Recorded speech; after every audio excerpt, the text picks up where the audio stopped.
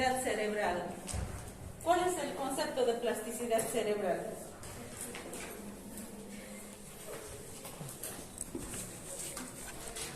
El grupo, ¿qué concepto tiene la plasticidad cerebral? No puede ser que ni al concepto hayamos llegado.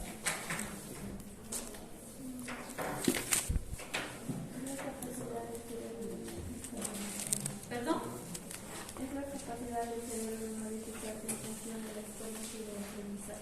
Muy bien.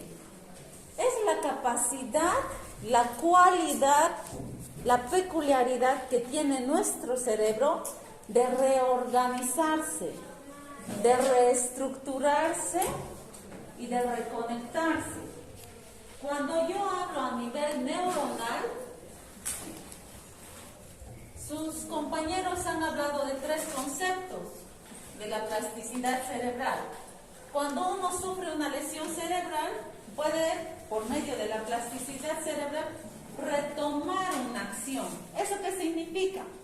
No es que van a producirse nuevas neuronas. Lo que hace la plasticidad cerebral es generar nuevas redes de conexión neuronal, nuevos caminos. Supónganse, les voy a poner un ejemplo de plasticidad cerebral. Van a venir a bloquear la avenida de la Blanco Galindo. ¿Qué es lo que hacen los trufis?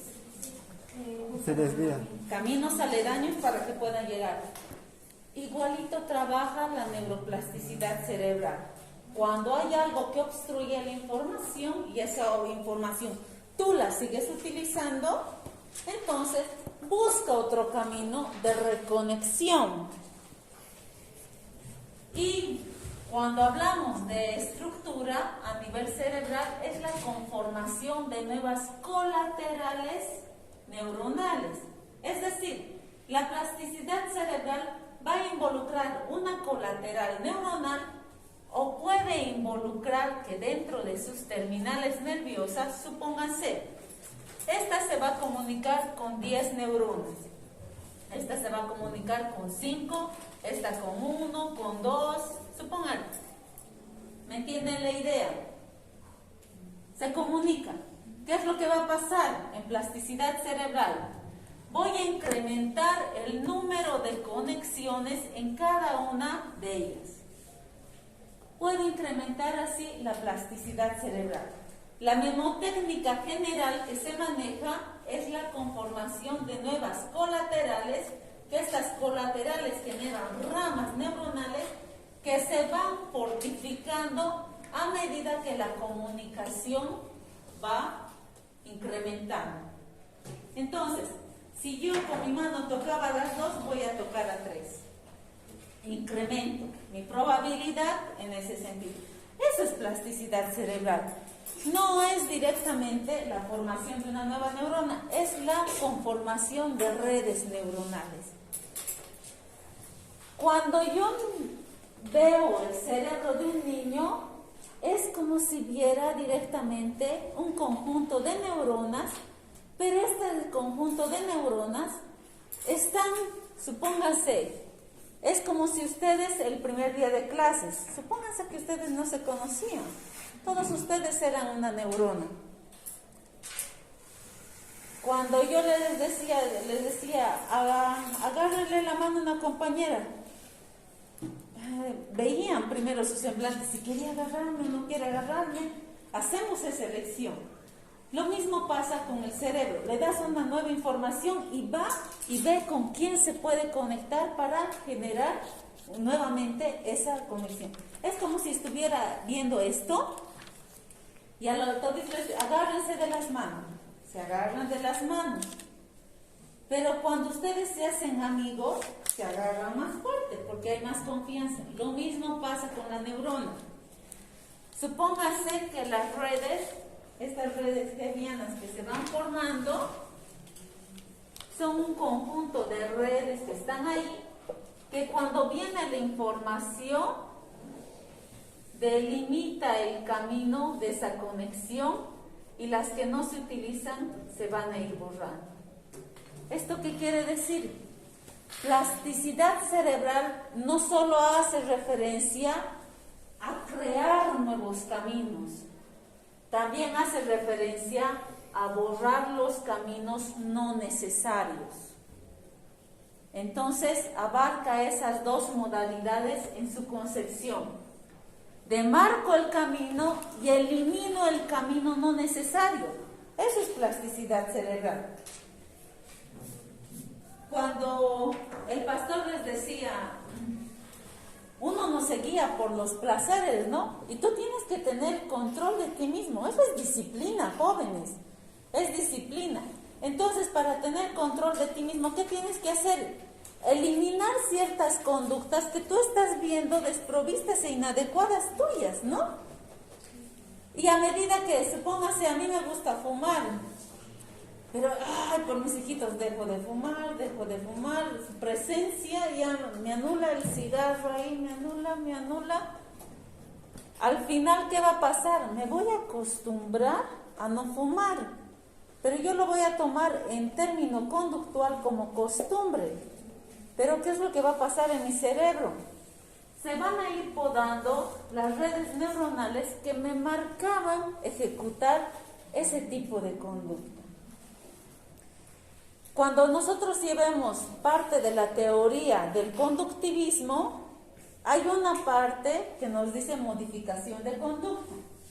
En la modificación de conducta hay una parte donde se dice retiro conductual, donde si digamos, ella se está portando mal, yo no le voy a reñir, no le voy a decir nada, solo la voy a retirar del aula hasta que se vuelva a comportar bien, ¿entendemos?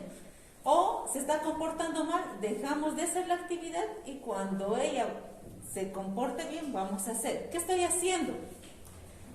Disimuladamente estoy reforzando el camino de la conducta que yo creo consecuente y adecuada. Porque no estimulo, porque si le digo, no, está muy mal lo que estás haciendo, estoy estimulando. El cerebro no entiende negatividad. Jóvenes, si yo les digo, si supóngase que su mamá les dice, no van a tocar esto, todos, ¿qué es eso? Es nuestra naturaleza. Porque el cerebro, jóvenes, no entiende el no. No entiende el no. Entonces, hay que tener mucho cuidado. Cuando yo les digo todo a ustedes, pero la verdad, en aquí la han fregado. ¿Se van a recordar lo previo o lo último? Lo último. Porque lo último ya prevalece como un punto para el cerebro de que se puede atender a su supervivencia. Y entonces es a ese al que tienen que responder. ¿Entienden? Entonces hace referencia a esto, que la plasticidad cerebral va muy en referencia a la motivación del sujeto y también a la capacidad verbal. Pero la plasticidad cerebral, jóvenes, lo que estábamos hablando de la estimulación. Cuando el niño nace, su plasticidad cerebral, si lo ponemos en términos de porcentaje, se puede decir que su plasticidad cerebral es al 100%, porque son un conjunto de caminos donde él va a decidir, no, este va a ser el camino principal y este va a ser el camino aledaño. Supóngase, ustedes van a ser fundadores de un pueblo y ustedes tienen que determinar dónde va a ser la plaza principal, cuál va a ser la calle principal, dónde va a ser. Es así, está en limpio el cerebro. Así del 100% de plasticidad, por eso tiene. Pero ¿qué pasa a los 4 años? La primera gradilla de plasticidad cerebral es hasta los 4 años. Todo lo que tú quieras potenciar en el niño, lo puedes hacer hasta sus 4 años, al 100%. El lenguaje, movimiento, en todo. Habilidad que le quieras poner va a estar ahí.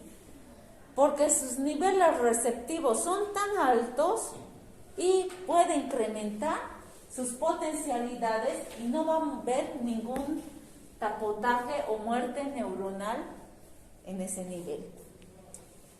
Hasta los 4 años ocurre el primer podamiento neuronal. Después de los 4 años hasta los los 11, 12 años ocurre el segundo periodo de podación. En este segundo periodo de podación neuronal, ya vemos la capacidad neuronal de un sujeto casi al 70%, 60%. Vemos que va disminuyendo. Por eso medio que el niño a esta edad medio que se distrae, medio que le cuesta más, algo que a un menor le podría costar no le va a costar tan rápido. El tercer podamiento neuronal va a ocurrir en la adolescencia. Pero ¿por qué cuando nosotros llevamos niveles cognitivos cerebrales, en la infancia y en la adolescencia son los puentes más altos? Supongamos, les voy a poner por rectas. La primera oleada neuronal es hasta los 4 años. La segunda oleada va a durar directamente hasta su límite, supóngase hasta los 11 años. Después viene un deceso y viene la adolescencia, que llega a ser casi como en la infancia. Desciende y en la adultez es baja. ¿Por qué en la adolescencia se marca así? No porque las peculiaridades y las características neuroanatómicas de la neurona se marquen así, sino porque aquí lo que va a potenciar la plasticidad cerebral va a ser la liberación hormonal. Es eso. El adolescente es igual que un niño. Todo puede aprender, es como su nueva etapa cerebral bebé. Todo puede aprender. Pero como es la hormona la que estimula, la hormona también le distrae. ¿Por qué? Él empieza a tener estas primeras llamados sexuales. Su cuerpo cambia, le van llamando ciertas cosas, se va estimulando lo social. Y el adolescente prima estos llamados de supervivencia antes de la recaptación neuronal. La plasticidad cerebral que tiene el adolescente es tan suprema que todo puede aprender en la adolescencia. Todo. Si sabemos mitigar la parte sexual a hormonal y la podemos proyectar las hormonas a nuestra nueva oleada, él puede aprender todo. Cuando ya somos adultos, hasta los 60 años, disminuye nuestra plasticidad cerebral. Menor a los 50, 40, mientras más años van pasando, más va disminuyendo, más va disminuyendo. Ya vamos en efecto de caída. ¿Entendemos? Ya viene un efecto de caída acá. Por eso nosotros jóvenes tenemos que primar todo hasta los 4 años. Cuando ustedes vean los diagnósticos, pruebas de evaluación, ninguna de las pruebas va a ser para que ustedes determinen alguna patología menor a esta edad. Jamás. ¿Cuándo ustedes pueden determinar el autismo? Pasando los 4 años. Antes no. Por más que la sintomatología ustedes la vayan notando anteriormente. No la pueden primar. ¿Por qué? Porque se tiene que pasar primero este primer sesgo para saber cómo se va a reestructurar ese cerebro, porque puede ser que el niño esté mostrando ciertas conductas porque es el entorno el que le está haciendo desenvolverse así. Le dan esa chance por la neuroanatomía para ver si hay un nuevo pico, un cambio a ese nivel. Muy bien, ahora ya sabemos por qué las pruebas están demarcadas así. Si viene un niño de 2 años para su evaluación, no pueden poner ustedes diagnóstico conciso, sino que directamente muestra ciertas características de tal patología. Eso es lo que tienen que enunciar.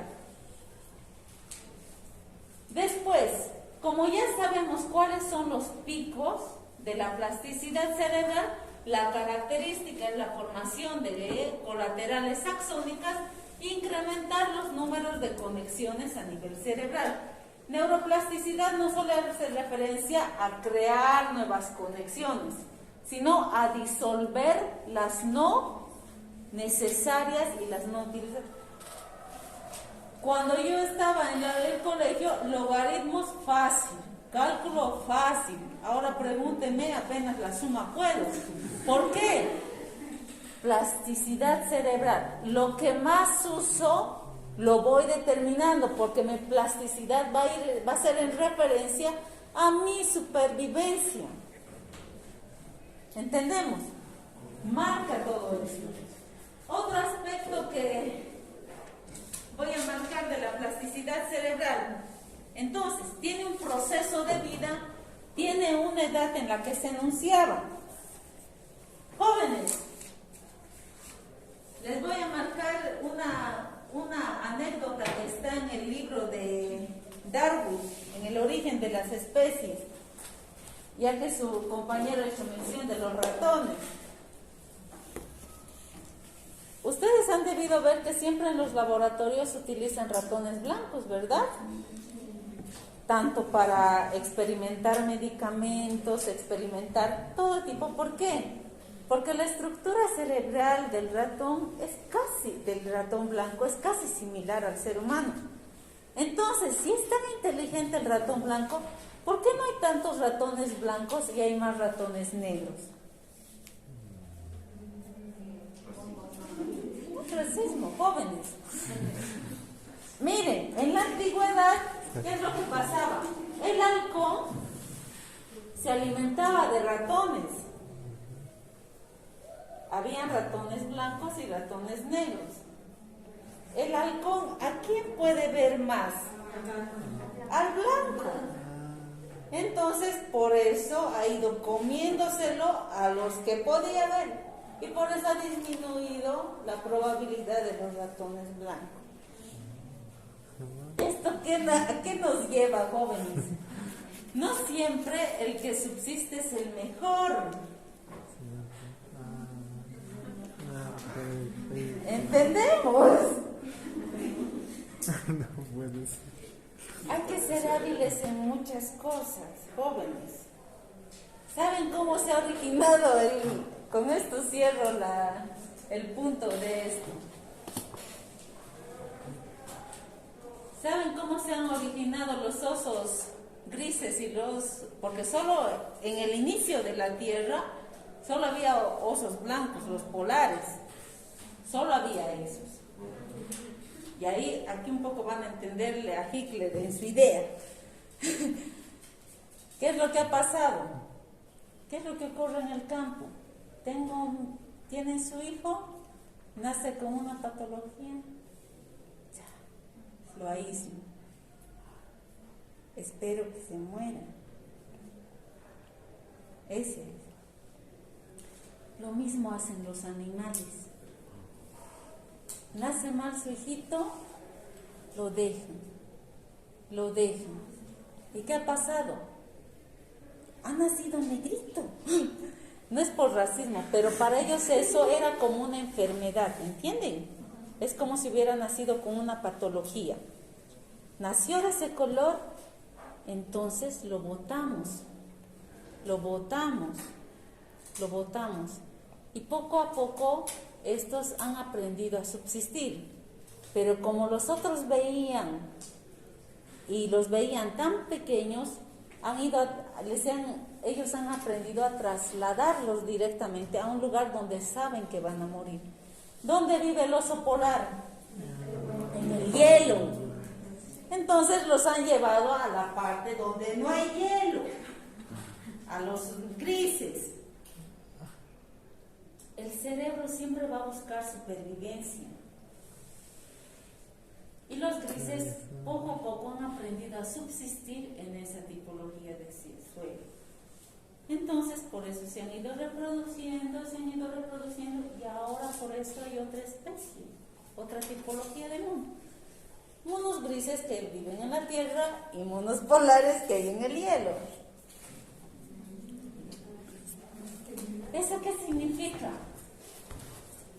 La evolución está marcada por la plasticidad cerebral, jóvenes. ¿Por qué dicen que ahora los niños son digitales? Tú le das el celular a un niño. Yo la primera vez que he agarrado el celular, medio arcaica, ¿no? ¿Cómo es? ¿Cómo se prende? Estaba buscando siempre el botón que está con el icono de prender, porque es así mi cerebro. ¿Qué hace el niño? Sale, me ha mirado una vez y está. Evolución cerebral.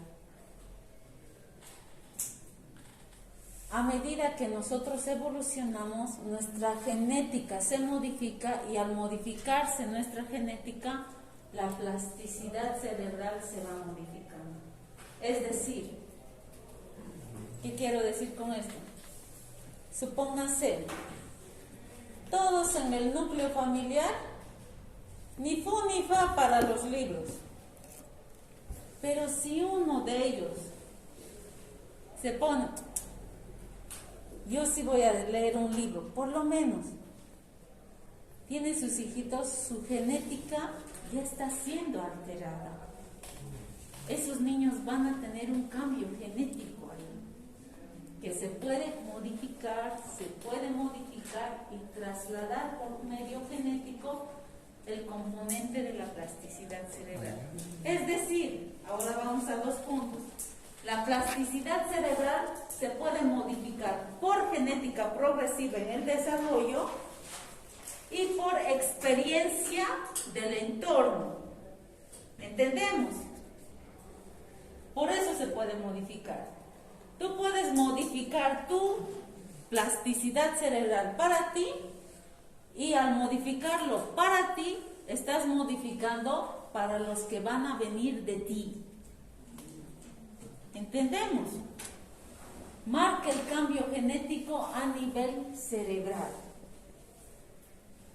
No es lo mismo un cerebro del antepasado con el de ahora, lo que les decía. En los cráneos que se han encontrado, si veríamos al Homo erectus, la parte frontal directamente era más aplanada. En el Homo sapiens, que supuestamente somos nosotros, la parte frontal es más abombada. ¿Por qué? Porque nuestras reconexiones cerebrales son mayores. Ahora nacen los niños con el cerebro plano y luego cuando aprenden recién se les ensancha. No, ¿verdad? Porque ya ha habido cambio genético a nivel de organización neuronal.